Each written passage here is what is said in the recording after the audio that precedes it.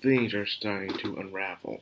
Not because it's an interesting murder case, the fact that someone actually died on this island that wasn't caused by Nana herself is very interesting. A lot of things happen within this episode, a lot of side plots. And this is the reason why I got more interested into Talentless Nana because of this arc and what happens later on, which is really, really good. It needs to get better when they show more of the characters truly interacting with each other, instead of just focusing on Nana and her target of the week. You know, it's better this way, in my opinion. So, of course, with the murder scene happening, Kyoa wanted to see everyone's abilities, investigating what's going on, seeing how Ryuji was in the same room as, not same room, but next door to Muguro, but he was doing his 5 hour lecture. Like, god damn, 5 hour lecture. I know people can talk a long time. I've seen these streams, you go on Twitch or YouTube, people stream for sometimes 8 hours. Heck, I knew a dude I subscribed to, Nick, who was the 24-hour stream. I think it was actually above 24 hours, actually. That was crazy. But still, he believes that the murder took place after that 5 hour speech, or it could have been during. Either way, he wanted to see everyone's abilities, from the guy who can do the magnetism, the dude who can mimics other people's voices, and from the guy who does an astral body, which is pretty cool. However, it gives them IBS, and you don't want IBS. You can live with IBS. It's just you just don't want it. You gotta constantly go to the bathroom, and it's not good. And you can't eat certain things. And finally, we get to see Fuko, one of my favorites, man. Fuko is awesome. And you'll see why later on. But anyways, when they show her power, I can see her in a fighting game. You know how everyone has a sword and stuff. There's been animes and manga I've read where it's been about swords, but there's sometimes just one guy who doesn't have a sword. Well, he has a sword, but it's his hands that's a sword. I've seen this kind of twice in two anime. One of my favorites, Katana Gatari, and then there's also the guy from Arm Gross and Madcrownxox, whatever it's called. It's pretty cool how these guys use their hands and they turn into swords. But she takes it a whole new level. Her sword is the wind itself. Her sword never leaves her. That is why it's called the Invisible Blade. I can see why you opening up the Invisible Blade from the last episode, but in a way, people would understand that part of the title. That's just what the title is, like reading to a book, The Invisible Blade.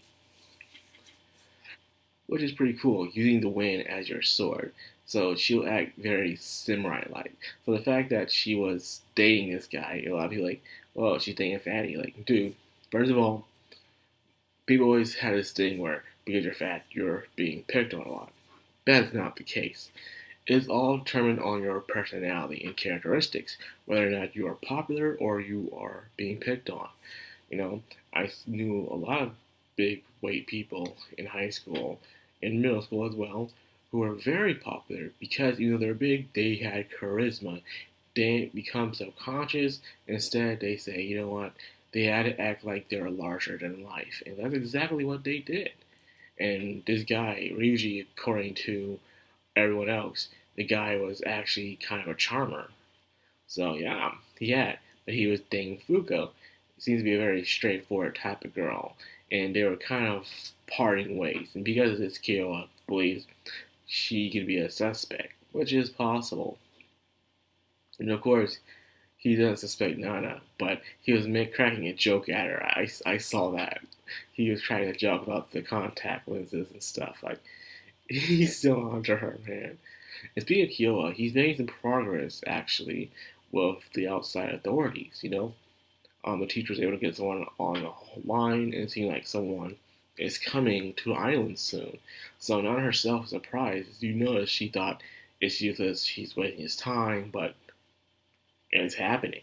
So now she's feeling like she got to kill a lot of people as possible. But right now she's distracted with what's going on with a murder that she didn't do, and also Michiru herself, who's been acting very sus as of lately. She's been wondering and thinking, and also at the same time, she's been asking about the future and wanting to ask Nanaka love her parents and herself. And of course, this triggered up Nana a little. She got a little peed off. Like I just told you that my parents died like yesterday, girl. But people meant well. But people get angry anyway. Even if you do mean well, if they know you mean well, they'll still get angry. That's just how it is. That being said, doing an investigation in Michiru's room, wondering if Michiru knew anything about Nana's secret. She didn't. And people are saying, what if Michiru is just such an innocent character? And it's just too good to be true. A very unrealistic character, people would say. To be honest with you, this is not true. Growing up in high school, well, and also middle school, I knew him for a while. A dude I knew who was very kind and very sweet. And he won Person of the Year. And, Student of the Year, I mean. He was a very good kid. Very good kid. Very big, but low, sweet voice. Very nice and smart.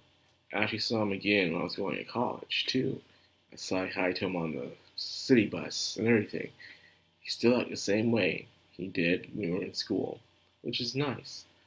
So yes, there's actually people out there who are very sweet as can be and be very, very nice and ignorant. It is the truth. I am not lying about that. So when people say, oh, they're too kind, they're too good, it's so unrealistic, it's only because you haven't run into that person, but it's the truth. Anyways, I'm getting sidelined here. Anyways, speaking of Michiru's character, usually when you have a character like this in a very messed up series, usually it's meant to squash. This character is meant to be the punching bag. That's how it always is. I've seen it in other video games, manga, and anime where they have this one nice character in a very messed up story, and that character is made not to fit because they're made to be the punching bag, the joke. Something's supposed to happen to them, which worries me. But something did happen. Michiru is in the shower, out cold. I wonder what happened. Did she use her abilities too much? Because she does get tired and sick when she uses her abilities. So that could be the case. Well, anyways, Nana's also having second thoughts about it, as well as Jin, who's been saying he'll let her do what she needs to do because he wants to get to the person who trained her to become a serial killer and ask him some questions, invite him to lunch, go on a little stroll into the back alley, if you know what I mean. So yeah, things are getting very, very interesting. And I can't wait to see what happens next. Oh, Tail King, I know what happens next. I'm just here to see the execution of how they do it with the anime. Which so far they have been doing a very spectacular job. Some say they're doing a better job even than the manga has. And to be honest with you, they have been doing a very